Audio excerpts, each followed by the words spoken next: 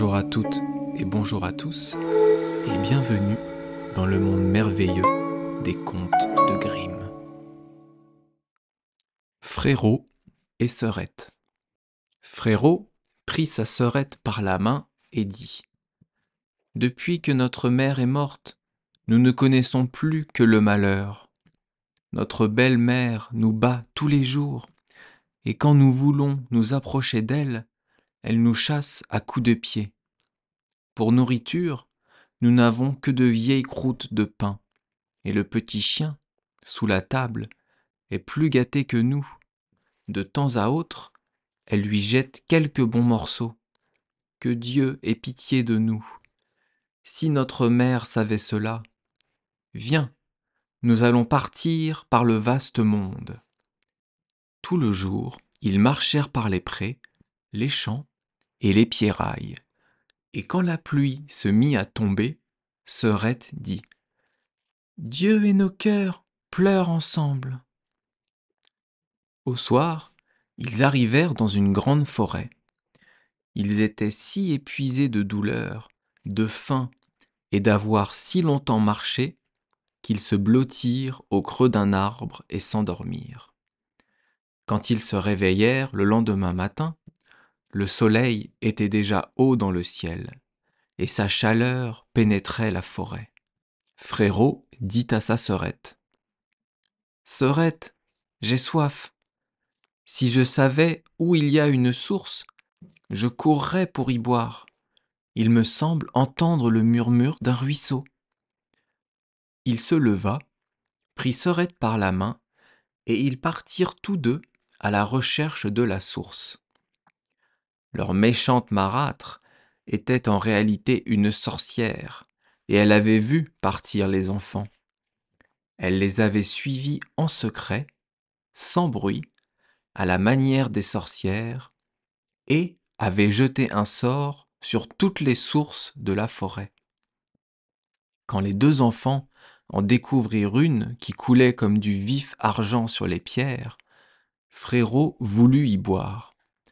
Mais Sœurette entendit dans le murmure de l'eau une voix qui disait : « Qui me boit devient tigre, qui me boit devient tigre. » Elle s'écria : « Je t'en prie, Frérot, ne bois pas, sinon tu deviendras une bête sauvage qui me dévorera. » Frérot ne but pas, malgré sa grande soif, et dit : « J'attendrai jusqu'à la prochaine source. » Quand ils arrivèrent à la deuxième source, Sœurette l'entendit qui disait : « Qui me boit devient loup, qui me boit devient loup. » Elle s'écria : « Frérot, je t'en prie, ne bois pas, sinon tu deviendras loup et tu me mangeras. » Frérot ne but pas et dit : « J'attendrai que nous arrivions à une troisième source,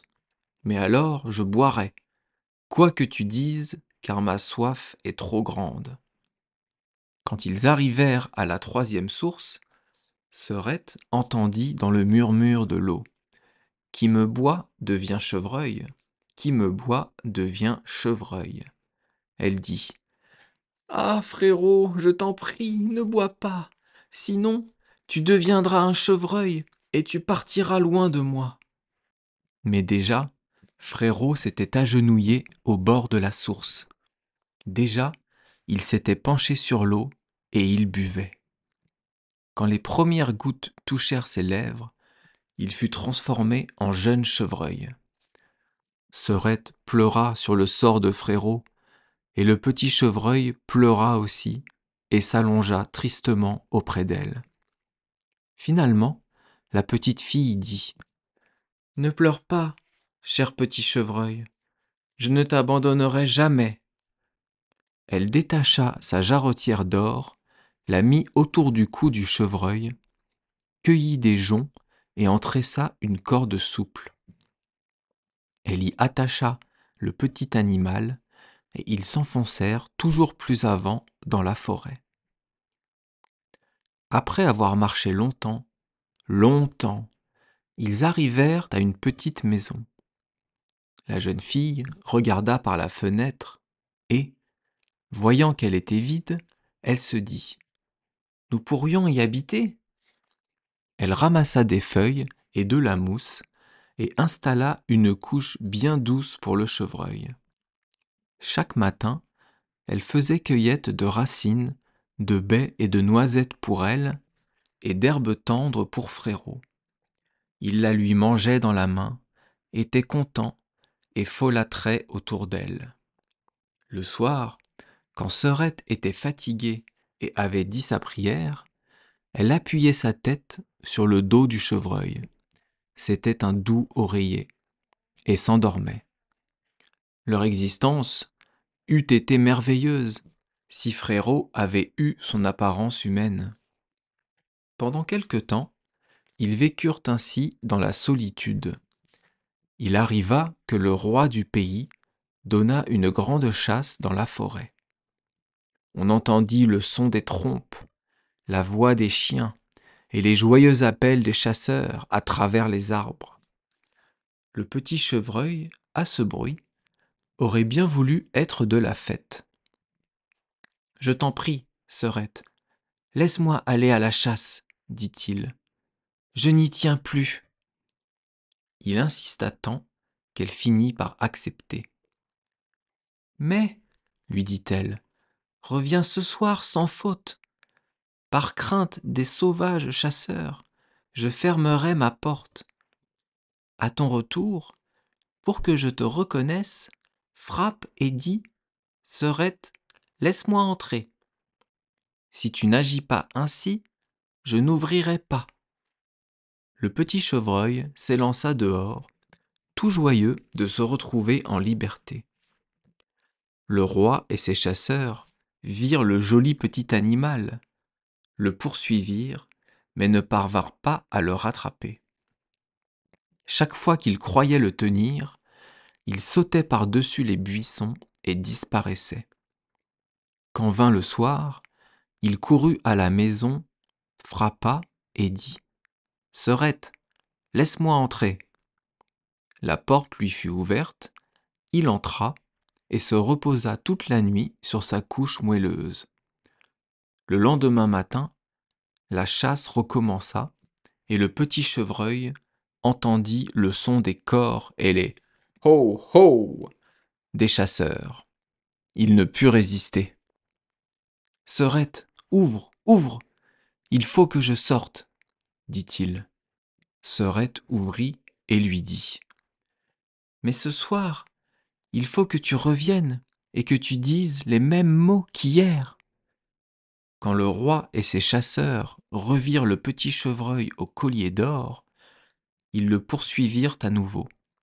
Mais il était trop rapide, trop agile. Cela dura toute la journée. Vers le soir, les chasseurs finirent par le cerner, et l'un d'eux le blessa légèrement au pied, si bien qu'il boitait et ne pouvait plus aller que lentement.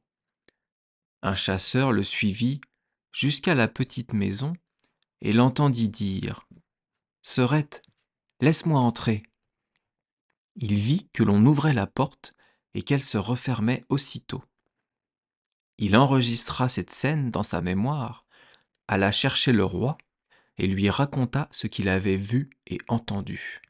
Alors le roi dit : « Demain, nous chasserons encore. » Serette avait été fort affligée de voir que son petit chevreuil était blessé. Elle épongea le sang qui coulait, mit des herbes sur la blessure et dit : « Va te coucher, cher petit chevreuil, pour que tu guérisses bien vite. » La blessure était si insignifiante qu'au matin, il ne s'en ressentait plus du tout. Quand il entendit de nouveau la chasse, il dit : « Je n'y tiens plus, il faut que j'y sois, ils ne m'auront pas. » Serette pleura et dit : « Ils vont te tuer et je serai seule dans la forêt, abandonnée de tous. Je ne te laisserai pas sortir. »« Alors je mourrai ici de tristesse, » répondit le chevreuil. « Quand j'entends le cor, j'ai l'impression que je vais bondir hors de mes sabots. Serette n'y pouvait plus rien. Le cœur lourd, elle ouvrit la porte, et le petit chevreuil partit joyeux dans la forêt. Quand le roi le vit, il dit à ses chasseurs : « Poursuivez-le sans répit tout le jour, mais que personne ne lui fasse de mal. » Quand le soleil fut couché, il dit à l'un des chasseurs : « Maintenant, tu vas me montrer la petite maison. » Quand il fut devant la porte, il frappa et dit : « Serette, laisse-moi entrer. » La porte s'ouvrit et le roi entra. Il aperçut une jeune fille si belle qu'il n'en avait jamais vu de pareille. Quand elle vit que ce n'était pas le chevreuil, mais un homme portant une couronne d'or sur la tête qui entrait, elle prit peur. Mais le roi la regardait avec amitié, lui tendit la main et dit : « Veux-tu venir à mon château et devenir ma femme ? » « Oh oui, répondit la jeune fille, mais il faut que le chevreuil vienne avec moi. Je ne l'abandonnerai pas. » Le roi dit : « Il restera avec toi aussi longtemps que tu vivras, et il ne manquera de rien. » Au même instant, le chevreuil arriva. Serette lui passa sa laisse et, la tenant elle-même à la main, quitta la petite maison. Le roi prit la jeune fille sur son cheval et la conduisit dans son château où leurs noces furent célébrées en grande pompe. Serette devint donc Altesse royale et ils vécurent heureux ensemble de longues années durant. On était aux petits soins pour le chevreuil qui avait tout loisir de gambader dans le parc clôturé. Cependant, la marâtre méchante, à cause de qui les enfants étaient partis par le monde, s'imaginait que Serette avait été mangée par les bêtes sauvages de la forêt et que Frérot, transformé en chevreuil, avait été tué par les chasseurs. Quand elle apprit que tous deux vivaient heureux, l'envie et la jalousie remplirent son cœur et ne la laissèrent plus en repos. Elle n'avait d'autre idée en tête que de les rendre malgré tout malheureux. Et sa véritable fille, qui était laide comme la nuit et n'avait qu'un œil, lui faisait des reproches disant : « C'est moi qui aurais dû devenir reine. »« Sois tranquille, disait la vieille. Lorsque le moment viendra, je m'en occuperai. » Le temps passa et la reine mit au monde un beau petit garçon. Le roi était justement à la chasse. La vieille sorcière prit l'apparence d'une camériste, pénétra dans la chambre où se trouvait la reine et lui dit : « Venez, votre bain est prêt. Il vous fera du bien et vous donnera de nouvelles forces. Faites vite avant que l'eau ne refroidisse. » Sa fille était également dans la place. Elles portèrent la reine affaiblie dans la salle de bain et la déposèrent dans la baignoire.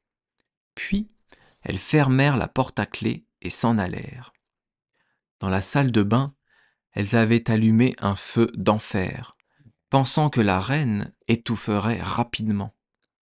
Ayant agi ainsi, la vieille coiffa sa fille d'un béguin et la fit coucher dans le lit, à la place de la reine dont elle lui avait donné la taille et l'apparence. Mais elle n'avait pas pu remplacer l'œil qui lui manquait. Pour que le roi ne s'en aperçût pas, elle lui ordonna de se coucher sur le côté où elle n'avait pas d'œil. Le soir, quand le roi revint et apprit qu'un fils lui était né, il se réjouit en son cœur et voulut se rendre auprès de sa chère épouse pour prendre de ses nouvelles. La vieille s'écria aussitôt : « Prenez bien garde de laisser les rideaux tirés. La reine ne doit voir aucune lumière, elle doit se reposer. » Le roi se retira. Il ne vit pas qu'une fausse reine était couchée dans le lit. Quand vint minuit et que tout fut endormi, la nourrice, qui se tenait auprès du berceau dans la chambre d'enfant et qui seule veillait encore, vit la porte s'ouvrir et la vraie reine entrer. Elle sortit l'enfant du berceau, le prit dans ses bras et lui donna à boire. Puis elle tapota son oreiller, le recoucha, le couvrit et étendit le couvre-pied. Elle n'oublia pas non plus le petit chevreuil, s'approcha du coin où il dormait et le caressa. Puis, sans bruit, elle ressortit et, le lendemain matin, lorsque la nourrice demanda aux gardes s'ils n'avaient vu personne entrer au château durant la nuit, ceux-ci répondirent : « Non, nous n'avons vu personne. » La reine vint ainsi chaque nuit, toujours silencieuse. La nourrice la voyait bien, mais elle n'osait en parler à personne. Au bout d'un certain temps, la reine commença à parler dans la nuit et dit : « Que devient mon enfant ? Que devient mon chevreuil ? 2 fois encore je reviendrai, ensuite plus jamais. » La nourrice ne lui répondit pas, mais quand elle eut disparu, elle alla trouver le roi et lui raconta tout. Le roi dit alors : « Mon Dieu, que signifie cela ? Je veillerai la nuit prochaine auprès de l'enfant. » Le soir, il se rendit auprès du berceau et, à minuit, la reine parut et dit à nouveau : « Que devient mon enfant ? Que devient mon chevreuil ? Une fois encore, je reviendrai, ensuite, plus jamais. » Elle s'occupa de l'enfant comme à l'ordinaire avant de disparaître. Le roi n'osa pas lui parler, mais il veilla encore la nuit suivante. De nouveau, elle dit : « Que devient mon enfant ? Que devient mon chevreuil ? Cette fois, suis revenu. Jamais ne reviendrai. » Le roi ne put se contenir. Il s'élança vers elle et dit : « Tu ne peux être une autre que ma femme bien-aimée. » Elle répondit : « Oui, je suis ta femme chérie. » Et en même temps, par la grâce de Dieu, la vie lui revint. Elle était fraîche, rose et en bonne santé. Elle raconta alors au roi le crime que la méchante sorcière et sa fille avaient perpétré contre elle. Le roi les fit comparaître toutes deux devant le tribunal où on les jugea. La fille fut conduite dans la forêt où les bêtes sauvages la déchirèrent. La sorcière fut jetée au feu et brûla atrocement. Quand il n'en resta plus que des cendres, le petit chevreuil se transforma et retrouva forme humaine. Sœurette et frérot vécurent ensuite ensemble, heureux jusqu'à leur mort.